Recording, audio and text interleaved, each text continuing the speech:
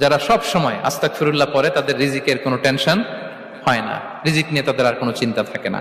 আল্লাহ নবী নূহ আলাইহিস সালাম যিনি ওনার জাতিগোষ্ঠীকে বলেছিলেন ফাকুল তুস্তাগফিরু রাব্বাকুম ইন্নাহু কানা গাফফারা, তোমরা বেশি বেশি ইস্তিগফার পড়ো, তিনি ক্ষমাশীল।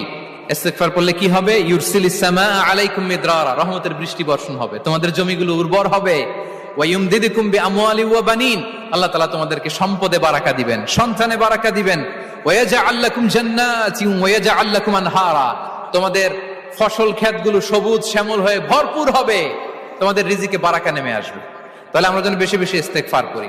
বিষ্ণু ঈসা ইসলাম বলেছেন মান লাযামাল ইস্তিগফার জাআলাল্লাহু লাকুম মিন কুল্লি দিকিন মাখরাজা ওয়া মিন কুল্লি হাম্মিন ফারাজা ওয়া ইয়ারযুকহু মিন হাইসু লা ইয়াহতাসিব, যে সব সময় ইস্তিগফার পড়ে তার কোনো টেনশন থাকে না, তার জীবনে দুশ্চিন্তা আসে না, আর এমন জায়গা থেকে আল্লাহ রিজিকের বন্দোবস্ত করে যেটা সে কল্পনাও করে নাই। সুবহানাল্লাহ বিহামদি। আমরা যেন বেশি বেশি ইস্তিগফার করি।